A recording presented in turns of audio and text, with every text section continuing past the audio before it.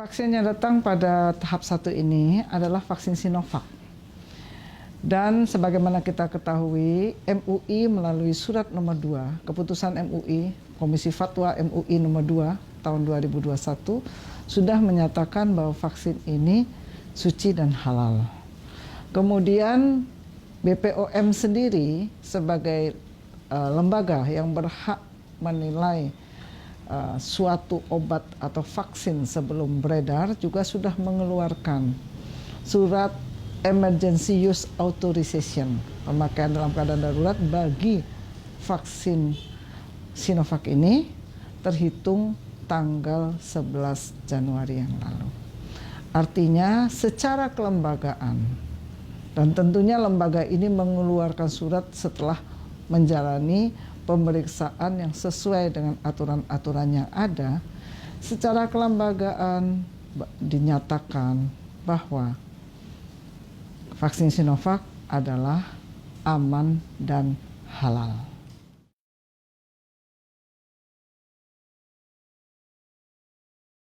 Jadi memang pemberian vaksin ini tidak langsung serentak. Dalam perencanaannya, vaksin ini diberikan selama 15 bulan. Dari Januari 2021 sampai Maret 2022. 2 bulan pertama, Januari dan Februari, yang diberikan adalah tenaga kesehatan dan penunjang yang bekerja di sarana-sarana kesehatan seluruh Indonesia. Bulan Maret dan April yang diberikan adalah kepada para pelayan masyarakat.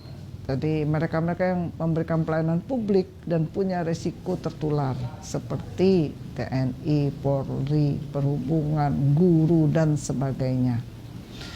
Kemudian pada akhir April diharapkan kita bisa memberikan pelayanan kepada lansia yang berusia di atas 60 tahun.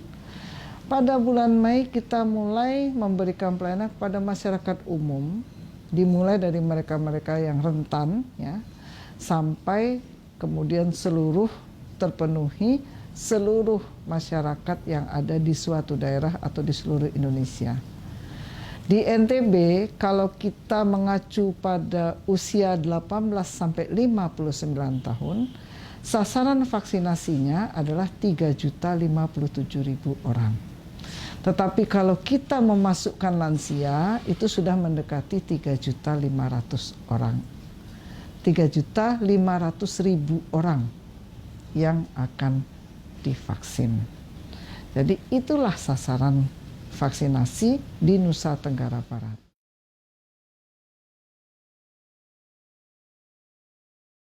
Penyakit COVID adalah penyakit baru. Pengembangan vaksin ini juga dilakukan bersamaan dengan munculnya penyakit COVID ini. Maka uji coba yang sudah dilakukan, uji klinis yang dilakukan oleh mereka yang mengembangkan vaksin, itu terbatas pada usia-usia tertentu. Yang terbanyak adalah pada usia 18 sampai 59 tahun. Itulah sebabnya untuk pasien Sinovac kita hanya memberikan pada usia 18 sampai 59 tahun. Karena mereka tidak melakukan uji klinis pada pasien anak dan pasien lansia. Nah, tetapi lansia kita kan harus mendapatkan perlindungan juga. Maka pemerintah membeli vaksin lain yang melaksanakan uji klinis pada lansia, yaitu vaksin COVAX namanya, dan buatan Pfizer. Itu juga bisa diberikan kepada lansia.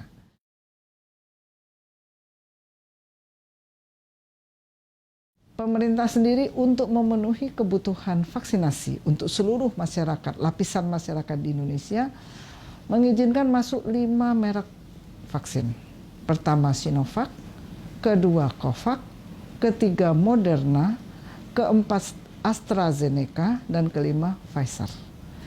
Jadi 5 ini dibeli semua oleh pemerintah dengan komposisi sesuai dengan usia, sesuai dengan kekhususan-kekhususan yang dimiliki oleh vaksin tersebut. Tidak ada vaksin yang sempurna 100%, tetapi ada yang mempunyai kekhususan-kekhususan tertentu. Makanya kita membeli 5. Karena kalau kita hanya beli 1 merek, ada lapisan masyarakat, ada golongan tertentu, usia tertentu yang tidak bisa mendapatkan vaksin, dan itu tidak adil. Maka untuk memenuhi keadilan ini dibeli 5 merek vaksin, sehingga yang tadinya tidak bisa mendapatkan vaksin kalau hanya memakai 1 merek, sekarang bisa mendapatkan. Vaksin Sinovac itu 18 sampai 59 tahun. Jadi itu yang datang pertama, dan terbanyak nanti Sinovac. Kenapa Sinovac? Karena vaksin ini untuk dia dibawa dari negaranya tempat pembuat sampai ke sini itu memerlukan penyimpanan khusus. Ada vaksin yang harus disimpan di suhu minus 70 seperti Pfizer. Pfizer ini boleh untuk orang tua, tetapi syaratnya dia disimpan di minus 70. Di NTB hanya 2 lokasi kita bisa mempunyai penyimpanan dengan minus 70, yaitu Rumah Sakit Bayangkara dan Rumah Sakit Provinsi. Dan tidak mungkin dia menampung untuk 3.500.000 orang kan. Nah, kemudian pasien COVAX itu juga bisa untuk usia tua. AstraZeneca itu juga rentang usianya lebih luas, demikian juga dengan Moderna. Nah, itu ada kekhususan sehingga nanti akan aturan-aturan itu akan dikeluarkan oleh pemerintah. Anda yang dengan masalah ini, maka Anda akan dapat vaksin merek ini. Gitu.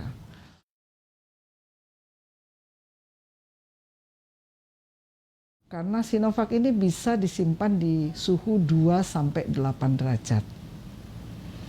Kita punya puskesmas. Di setiap puskesmas ada lemari es vaksin. Jadi suhunya 2-8 derajat, karena itu sama dengan vaksin-vaksin lain yang biasa kita berikan untuk anak-anak kita. Makanya kita memilih vaksin yang bisa disimpan di prasarana yang sudah kita miliki, sehingga distribusinya aman sampai ke desa-desa.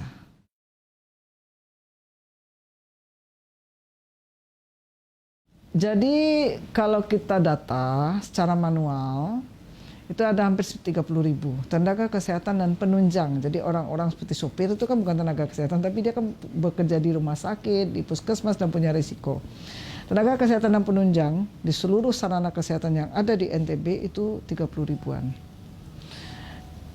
Yang sudah masuk dalam sistem, jadi sistem vaksinasi itu 25.000. Karena vaksinasi COVID ini kita memakai sistem, bukan manual. Jadi mendaftarnya melalui sistem, namanya sistem informasi SDM Kesehatan, SISDMK. Harus masuk lewat sistem itu untuk tenaga kesehatan. Kalau bukan tenaga kesehatan, ada lagi sistemnya, beda.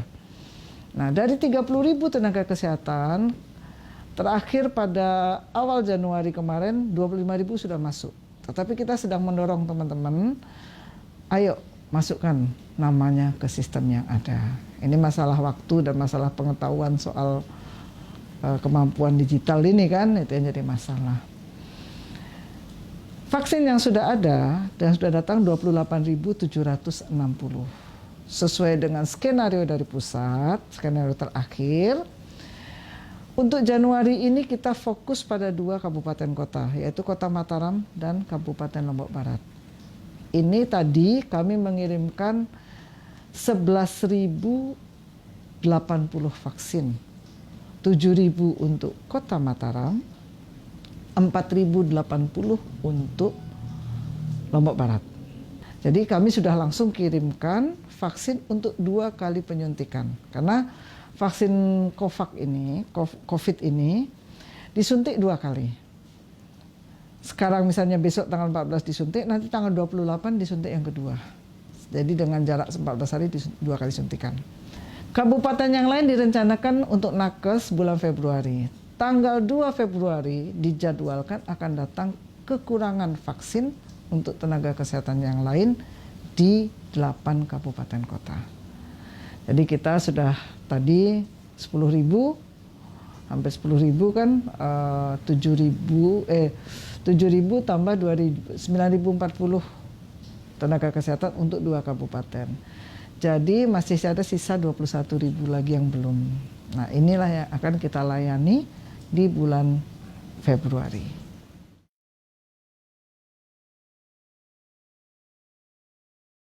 Masyarakat nanti akan dikirimi SMS blast. Nah, setelah menerima SMS blast, masyarakat menjawab melalui peduli COVID itu. Jadi ada ini web peduli COVID, dijawab melalui itu, kemudian nanti dikirimkan pertanyaan-pertanyaan yang harus dijawab oleh masyarakat, dan kalau lolos dari saringan pertanyaan itu, maka akan mendapatkan semacam tiket panggilan untuk divaksinasi. Tiketnya ini yang ada di dalam HP, itu yang dibawa ke tempat pelaksanaan imunisasi yang sudah dipilih. Jadi kita memilih nanti tuh, atau sudah diarahkan. Misalnya Bapak rumahnya di kantor gubernur, Bapak mesti akan diarahkan ke Rumah Sakit Angkatan Darat, karena Rumah Sakit Angkatan Darat yang terdekat. Tetapi Bapak boleh merubah tempat. Di sana disediakan, Anda akan merubah lokasi penyuntikan. Kalau saya pengennya di sana, Bapak rubah di sana. Nanti akhirnya Bapak terdaftar di tempat yang Bapak pilih. Misalnya Bapak pilih di Rumah Sakit Kota Mataram misalnya. Nah, Bapak tidak bisa pesan sembarang tempat. Bapak harus bawa tiket Bapak ke tempat yang Bapak pilih.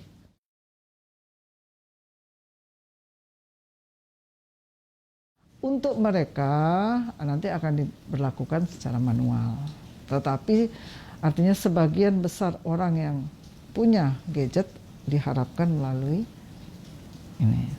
Karena nanti enaknya pakai gadget, kalau Bapak selesai divaksinasi, bukti vaksin itu kan dikirimkan ke sana. Jadi Bapak kan simpan sendiri. Jadi nanti kalau ada ini, saya sudah divaksin. Kalau ada pertanyaan-pertanyaan, misalnya Bapak harus berpergian kemana gitu kan.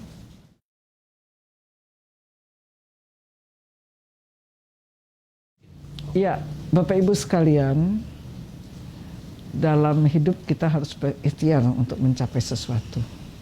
Dalam menghadapi pandemi COVID, kita juga harus berikhtiar melindungi diri kita, keluarga kita, dan masyarakat kita dari serangan COVID.